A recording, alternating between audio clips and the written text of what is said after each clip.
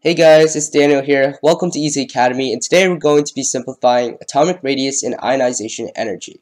So to get a better understanding of ionization energy, we should first understand what the atomic radius is. So the definition I have here basically says that the atomic radius is the distance from the nucleus to the outermost orbital. So in simpler terms, it would mean the radius of an atom. So we have a diagram of hydrogen here, and from this definition, we can infer that the atomic radius for hydrogen would be the distance from the nucleus right here to the outermost orbital. So this distance right here would be called the atomic radius of hydrogen. So now that we know what it is, we should examine the trends of atomic radius as we go down and as we go across the periodic table. So as we go down the periodic table, what we can see is that as we go down the periodic table, we're adding another energy level. So for example, if we take lithium right here, one below hydrogen, what we can see is that lithium atomic number 3 has 3 electrons. However, the first ring can only hold 2 electrons. So because of this, we're forced to add another energy level or add another ring around lithium. So what this basically means is that since we add another energy level, the atomic radius of lithium here, the distance from the nucleus to the outermost orbital, has increased from hydrogen. So because we're added another energy level around lithium, what we can see is that the atomic radius of lithium is greater than the atomic radius of hydrogen because of that added energy level. So this trend is consistent as we keep going down the periodic table. We'll see that another ring is added to the atom. So because of this, we can infer that the atomic radius, the trend of atomic radius, as we go down the periodic table is every time we go down, the atomic radius basically increases because we're constantly adding another energy level. So as we go down the periodic table, the atomic radius increases because we're adding another energy level around the atom. So now what happens when we go across the periodic table? So as we go across the periodic table, what we can notice is that the atomic number constantly increases by 1. So every time we go across, there's always an increase to the atomic number by 1. So if we take, for example, beryllium here has 4 protons because it has an atomic number 4, and the atomic number is equal to the number of protons in the nucleus of an atom. We can see that the difference between beryllium, if we draw beryllium here, is that the nucleus has 4 protons. So beryllium has 4 protons, while lithium here only has 3 protons in its nucleus. So because of this, what we can see is that beryllium, because it has 4 protons, is more pull. So the rule here would be that when you have more protons in the nucleus of an atom, it has more pull for the negatively charged electrons in the electron cloud. So because of this, because there are 4 positive charges instead of 3, beryllium pulls in the negatively charged electrons more. So what we can see if we draw beryllium here is that beryllium, because it has 4 protons in its nucleus, it attracts in the negatively charged electrons more than lithium does, because lithium only has 3 protons in its nucleus. So now that when we draw beryllium, we can see that the atomic radius of beryllium, the distance from the nucleus to the outermost orbital, is actually smaller than lithium, because as we go across the periodic table, as we add another proton to the nucleus, and because it has more protons in its nucleus, it has more of a pull for the negatively charged electrons that are orbiting the nucleus. So basically, what we can infer from this is every time we go across the periodic table, because we're constantly adding another proton, because we're adding another proton to the nucleus, it attracts in the negatively charged electrons more. It makes the atomic radius smaller. So as we go across the periodic table, the atomic radius decreases because we're adding another proton to pull in the electrons in the orbitals more. So now let's look at ionization energy. What exactly is ionization energy? Well, the definition I have here basically states that ionization energy is the energy it takes to remove our particular electron from an atom. So the energy it takes to remove it. So the reason why it's a particular electron is because there are many stages to ionization energy. So, for example, the first ionization energy, or the first stage, would be the energy it takes to remove the first electron from an atom, while the second ionization energy would be the energy it takes to remove the second electron from an atom, and so forth. So, for the purpose of this video today, we're going to be focusing on the first ionization energy. So, we have a diagram of hydrogen right here, and what we can see is that the first ionization energy would be the amount of energy you would need to put in to remove this electron away from hydrogen, because it's the first electron of hydrogen and the only electron of hydrogen.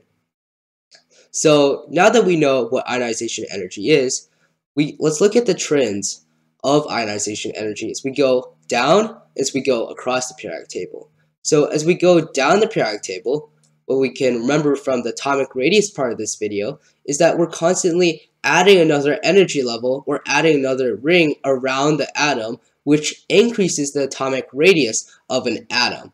So now this is really important for ionization energy as well, because what this means is that the first electron is actually farther away from the nucleus than it is for hydrogen, which is closer because there's not an extra ring separating them apart.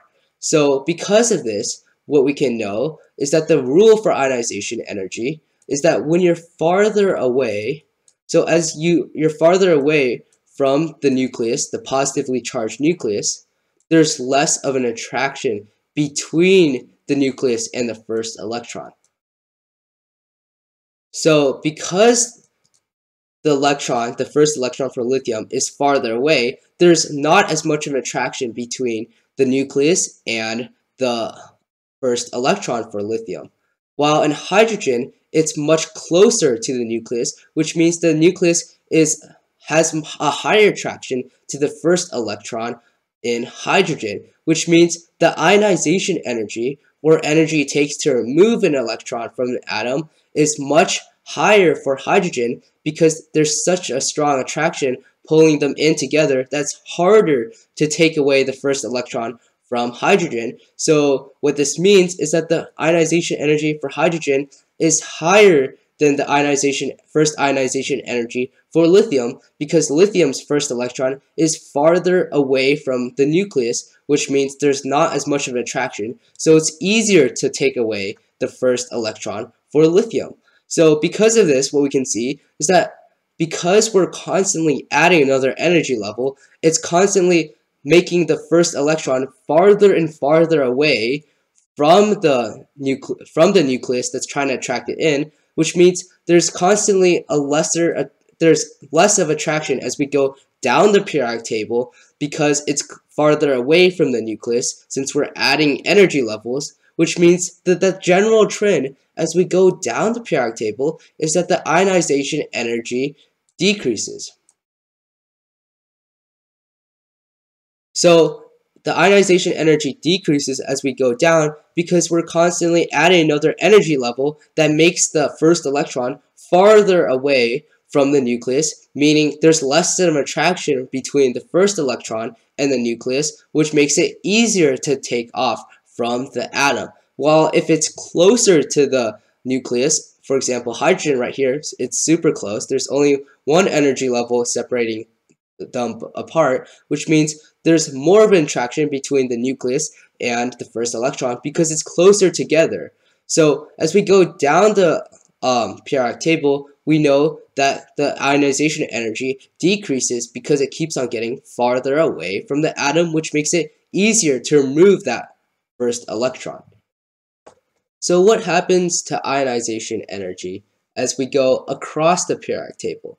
What we can remember from the atomic radius part of this video is as we go across the periodic table, what happens is that the atomic radius decreases because there are more protons in the nucleus, because we're constantly adding one more proton to the atom's nucleus. So we'll use beryllium here as example again. Beryllium, we know, has 4 protons in its nucleus, while lithium over here has 3 protons.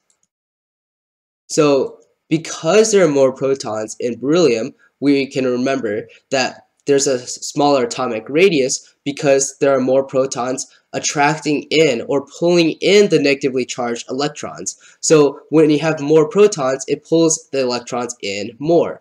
However, this is actually really important for ionization energy as well. The reason is because for a similar rule, which is basically in ionization energy, we know that when there's more protons in an atom, for example, beryllium has more protons than lithium, we know that there's more of an attraction to the nucleus as we go across the periodic table.